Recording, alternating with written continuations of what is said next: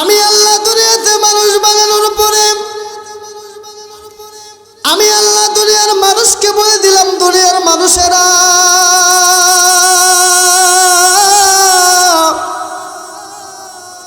এই দুনিয়াতে যাওয়ার পরে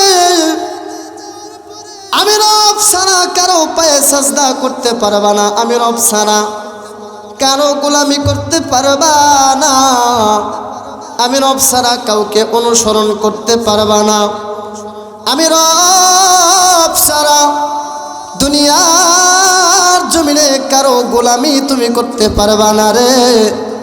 আমি রব্বুল আলামিন ছাড়া দুনিয়ার জমিনে কারো পায়ে মাথা তুমি ঠেকাইতে পারবা না। আল্লাহ কুরআনুল কারীমের ভিতরে বলতেছেন, ওয়াকালা রাব্বুকা আল্লা তা'বুদু ইল্লা ইয়্যাহু ওয়া বিল ওয়ালিদাইনি ইহসানা।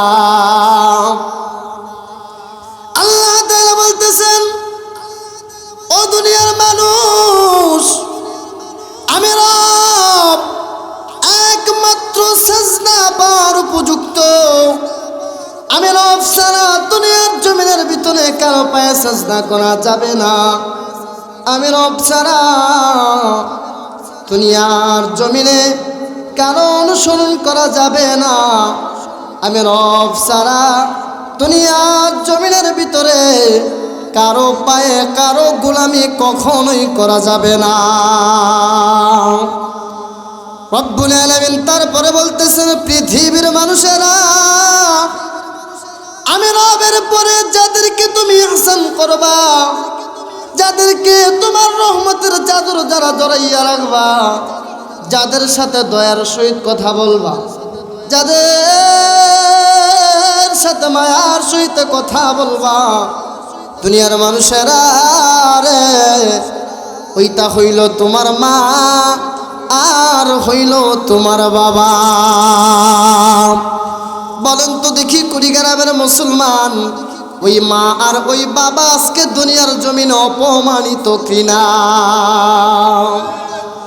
আয়রা আমার বন্ধুগণ, মুরব্বী বাবা যারা আছেন, দিলটা নরম করে বসবেন। কুড়িগ্রামের মুসলমান, মাইকের আওয়াজ যত দূর পর্যন্ত যাবে গো, মার পাগল যারা আছে রে, বাবার পাগল যারা আছে রে, একটু পরে তাকাইয়া দেখবেন এই ময়দানের ভিতরে প্রত্যেকটা মানুষ ছটফট ছটফট করিয়া কান্না করবে রে বাবা, বাবা রে।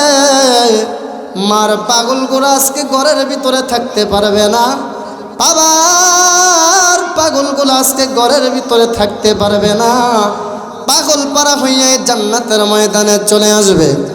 ভাইজান রে আমার, অল্প সময় আলোচনা করে চলে যাব গো বাবা, দিলটা নরম করিয়া বসিও। আমি দেখব বয়ানের শুরুতেই এক ফোঁটা চোখের পানি যেই বান্দাটা এই মার জন্য বাবার জন্য ময়দানে ফালাইবা, আজকে তার জন্য মাহফিলটা কবুল হয়ে যাবে। ভাইরা আমার বন্ধুগণ, আল্লাহ তাআলা বললেন, দুনিয়ার মানুষেরা এই মা তোমার কাছে কেমন দামি, পৃথিবীর জমিনের ভিতরে মার মতো দামি আর কেউ হতে পারে না। আল্লাহ বলে, দুনিয়ার মানুষেরা রে, জান্নাত পাওয়ার জন্য পীরের কাছে যাও, জান্নাত পাওয়ার জন্য অমুক মাজারে যাও, জান্নাত পাওয়ার জন্য অমুকের দরবারে যাও, জান্নাত পাওয়ার জন্য অমুক বড় বড় মাহফিলে চলে যাও, জান্নাত পাওয়ার জন্য অমুক জায়গার ভিতরে চলে যাও। দুনিয়ার মানুষেরা এই জান্নাত যদি একটু তালাশ করিয়া দেখতে রে, এই জান্নাতটা কই? এই জান্নাত তোমার মা তোমার পায়ের নিচে তুমি রাইখা। পৃথিবীর মানুষেরা এই জান্নাত পাওয়ার জন্য গোটা দুনিয়ার মানুষ কত কত জায়গায় দৌড়াইতে থাকে, কিন্তু যদি দুনিয়ার কোনো মানুষ এই জান্নাতটা পাওয়ার জন্য, এই জান্নাতটা তালাশ করার জন্য একটু মার খেদমত করত, একটু মার পাটা ধরিয়া কান্না করত, একটু মার অনুসরণ করত, একটু মাটার রহমতের চাদর ধরা ধরাইয়া রাখত, আল্লাহর নবী বলতেছেন গোটা দুনিয়ার প্রত্যেকটা মানুষ জান্নাতি হইয়া কবরে যাইত। কথা ঠিক কিনা বেঠে? অথচ এই দুনিয়ার মানুষ এই জান্নাতের আজকে তুল্য তাচ্ছিল্য মনে করে। ভিতরে 10 জন 20 জন মানুষের রান্না হয়, যুবকের ঘরের ভিতরে 5 জন মানুষের রান্না করা হয়। কিন্তু যুবকের ঘরের ভিতরে একটা মার একটা বাবার জন্য রান্না যুবকের ঘরের ভিতরে হয় না। আমি এমনও যুবক আবার নিজের চোখে দেখছি, এই দুনিয়ার জমিনের ভিতরে যে শীতের রাত আসতেছে, কনকনে শীতের রাত, যুবক বক্স খাট বানাইয়া বিবি নিয়া বিল্ডিং করে থাকবে গো, মার বাবা ভাঙা টিনের ঘরে শীতের রাত্রি কাটাইবে। নিমুখ হারাম মুসলমান সন্তান মা আর বাবার খবরটা কখনো লইতে চায় না, কথা ঠিক কিনা বেঠে? আয়েরা আমার বন্ধুগণ, এই মা আপনার কাছে কেমন দামি, এই মা আমার কাছে কেমন দামি। আল্লাহর নবীর সাহাবী হযরত ওমর ইবনুল খাত্তাব রাদিয়াল্লাহু তাআলা আনহু হাদিস বর্ণনা করে ডাক দেয়া কয়, পৃথিবীর মানুষেরা, আল্লাহর নবীর সাহাবী হযরত ওমর বলতেছেন, আল্লাহর নবীর নিকট একটা সাহাবী এসে ডাক দিয়া কয়, ইয়া রাসূলুল্লাহ, ইয়া হাবিবাল্লাহ, নবীজি গো, আমি তো যুদ্ধের ময়দানে যেতে চাই, আপনি আমাকে যুদ্ধের ময়দানে নিয়ে চলুন। আল্লাহর নবী ডাক দিয়া কয়, সাহাবী, তুমি যুদ্ধের ময়দানে যাইতে চাও, যুদ্ধের ময়দানে যাওয়ার আগে তুমি শুনিয়া লাও, সাহাবীরা, ঘরের ভিতরে তোমার মা আছে কিনা, ঘরের ভিতরে তোমার বাবা আছে কিনা? সাহাবীটা চোখের পানি ফেলার ডাক দেখো, নবী গো, আল্লাহু আকবার।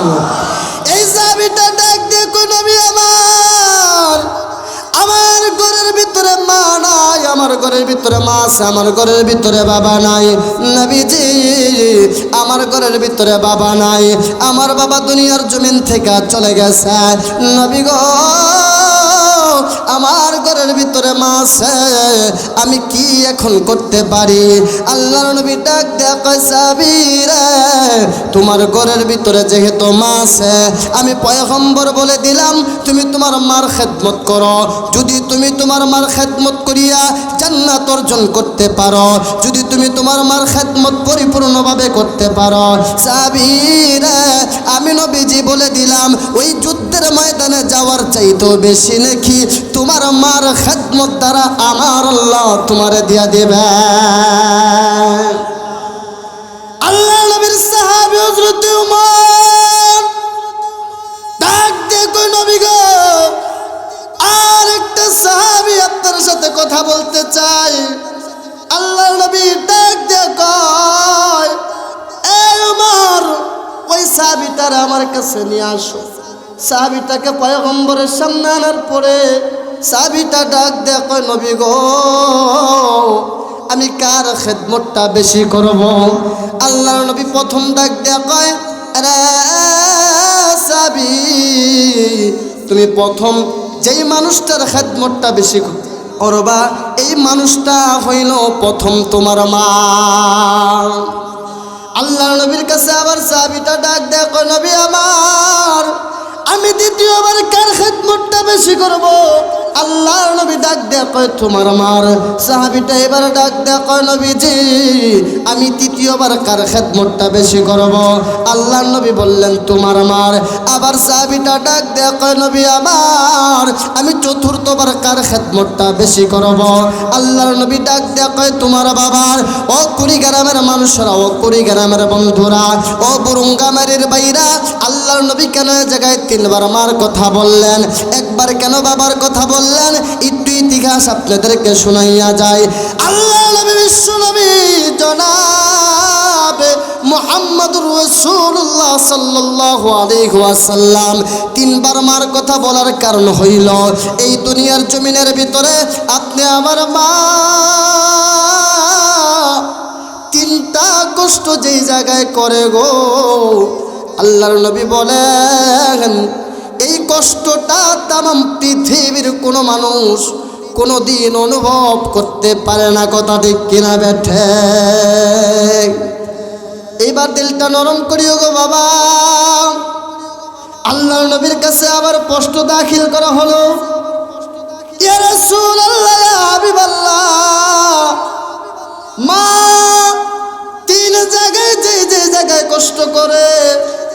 নবী গো ওই জায়গার কথাগুলো আমার বইলা দেন, ওই জায়গার কথাগুলো আমাদেরকে একটু শুনাইয়া দেন। আল্লাহর নবী ডাক দেয়া কয় সাহাবীরা, মা তিন জায়গায় যে জায়গায় কষ্টগুলা করে, একটা বাচ্চা মার পেটের ভিতরে যখন চলে আসে, এই বাচ্চার বয়সটা যখন 8 মাস 9 মাস হইয়া যায়, এই বাচ্চাটা আমার পেটের ভিতরে হাত লড়ায় পা লড়ায় লাড়াচাড়া করতে পারে, কথা ঠিক কিনা বেঠি? বাচ্চাদের পা দুইটা মায়ের কলিজা বরাবর উপর দিকে থাকে, মাথাটা নিচের দিকে থাকে গো। এই বাচ্চাটারে নিয়ে আমার আপনার মা 9 মাসের বাচ্চা 10 মাসের বাচ্চা আপনি আপনার মার গর্ভের ভিতরে আছেন, আমি আব্দুল্লাহ আবার মার গর্ভের ভিতরে আছি গো। আমার বয়সটা আমার পেটের ভিতরে 9 মাস 8 মাস রানি চলতেছে। গভীর রাত হয়ে যায়, আমার আপনার মা এই গভীর রাতে ঘুমাইতে পারে না, ছটপট ছটপট করতে থাকে গো। একবার ডানে যায়, একবার বামে যায়। গভীর রাতে আব্দুল্লাহর বাবা ডাক দেয়া কয়, বিবি রে কেনে কেনে তুমি এমন ছটপট করতেছ? বিবি চোখের পানি ফালাইয়া ডাক দেয়া কয়, স্বামী আমি ছটপট করার কারণ হইল গো স্বামী, আমার পেটের ভিতরে যে সন্তানটা আছে গো, রাতের 1টা 2টা যখন বাইজা যায়, পেটের বাচ্চাটা যখন ছটপট ছটপট শুরু করিয়া দেয়, মাঝে মাঝে এমন কলিজা বরাবর একটা লাথি মারে গো, মা যে একটা চিৎকার মারিয়া উঠে গো। আল্লাহর নবী বিশ্ব নবী ডাক দেয়া কয়, পৃথিবীর মানুষেরা এই কষ্টটা তামাম দুনিয়ার কোনো মানুষ কোনোদিন অনুভব করতে পারে না, কথা ঠিক কিনা বেঠে? এইবার আল্লাহর নবীকে আবার বলা হলো, নবী গো দ্বিতীয় নাম্বার কষ্টটা আমার আপনার মা কোন জায়গায় করে? আল্লাহর নবী বিশ্ব নবী রহমাতুল লিল আলামিন ডাক দেয়া কয়, সাহাবীরা রে দ্বিতীয় নাম্বার কষ্টটা হইল তোমার বয়সটা যেই দিন 10 মাস 10 দিন হয়ে গেছে গো, তুমি যেই দিন দুনিয়ার জমিনে আগমন করবা, তুমি যেই দিন দুনিয়ার জমিনে আসবা, আমি আব্দুল্লাহ যেই দিন দুনিয়ার জমিনে আসব, আজকে আমার পেট থেকে যেই দিন দুনিয়ার জমিনে আগমন করব, ওই দিন আমার আপনার মা চোখের পানি ফালাইয়া এইবারে যায় ওইবারে যায়, কথা ঠিক কিনা বেঠি? চাচির কাছে যায়, দাদির কাছে যায়, খালার কাছে যায়, ফুফুর কাছে যায়। আমি এমন মায়ের ইতিহাস শুনছি, কিছু কিছু মা মাঝে মাঝে ডাক দিয়া কয়, একটা দাও যদি ঘরের ভিতরে থাকে গো আমার দিয়া দাও, নিজের গলা নিজে কাইটা দুনিয়ার জমিন থেকে চলে যাই, তবু বাচ্চা প্রসব করার কষ্টটা আমার আর সহ্য হয় না। কুড়িগ্রামের মুসলমান, এমন কষ্ট যদি তোমার আমার মা খরবের ভিতরে নাই খা করতে পারে গো,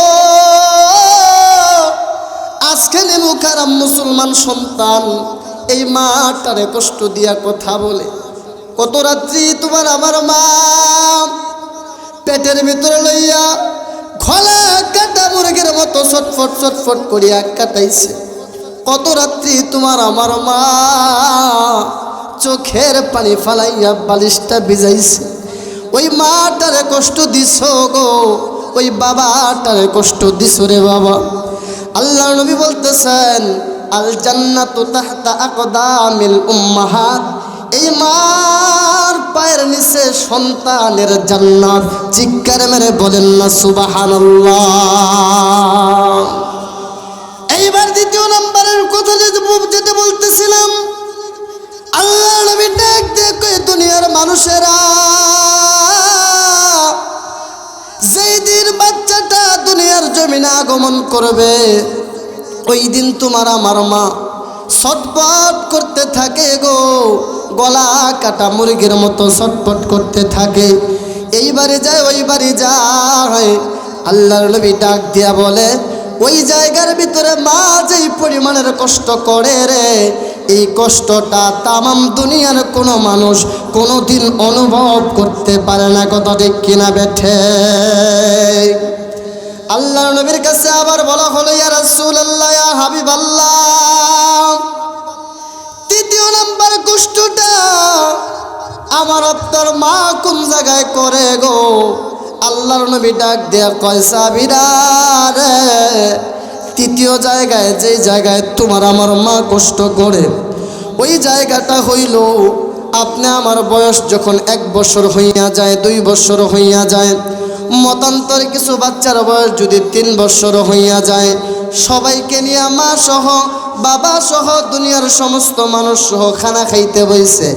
এমন অবস্থায় মার মুখের ভিতরে যখন খাবারটা, বাবার মুখের ভিতরে খাবারটা, চাচার মুখের ভিতরে খাবারটা, ভাইয়ের মুখের ভিতরে খাবার, বন্ধুর মুখের ভিতরে যখন খাবার, আপনি আমার মা যখন খাবার খাইতেছে, ওই টাইম যদি আপনি আমি প্রস্রাব পায়খানা পর্যন্ত করিয়া দেই, কিছু বাচ্চা আছে ওই সময় যদি প্রস্রাব পায়খানা পর্যন্ত করিয়া দেয়, আমার আপনার মা কোনোদিন আপনাকে আমাকে ধাক্কা মেরে ডাক দেয়া কয় না, বেটা রে, এখনই তোর প্রস্রাব পায়খানা করার সময় হইল। তামাম দুনিয়ার মানুষ এমনকি আপনি আমার বাবা পর্যন্ত তখন ঘৃণা করিয়া উঠিয়া পড়ে। আল্লাহর নবী ডাক দিয়া কয়, ওই যে দরজাটা আমার দিলের ভিতরে আমার আল্লাহ দিয়া দিলেন, এই দরজাটা তামাম দুনিয়ার কোনো মানুষের দিলের ভিতরে নাই। কথা ঠিক কিনা বেঠে? ও দুনিয়ার মানুষ, এই মা যার দুনিয়ার জমিনে নাই, তার মতো দুঃখিনী নাই। এই বাবা যার দুনিয়ার জমিনে নাই, তার মতো অভাবী দুনিয়ার জমিনে নাই। বাবারে, টাকা হারাইলে টাকা পাওয়া যায়, গাড়ি হারাইলে গাড়ি পাওয়া যায়, বাড়ি হারাইলে বাড়ি পাওয়া যায়, কিন্তু এই মাটারা যারা একবার হারাইছো, এই বাবাটারা যারা একবার হারাইছো, তামাম দুনিয়ার জমিন করিয়া দেখবা এই মার এই বাবার মতো কোনো মানুষ পাবা না।